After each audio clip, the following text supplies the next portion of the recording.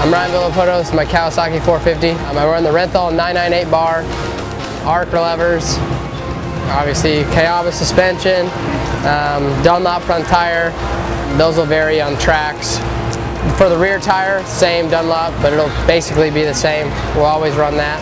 It'll vary on tracks. We'll change suspension, just clickers every once in a while on stuff that I need to change or feel that could be better. We have a little bit different setup for mud, but obviously it's got to be muddy, and this weekend will be good, so this is how it'll be every weekend.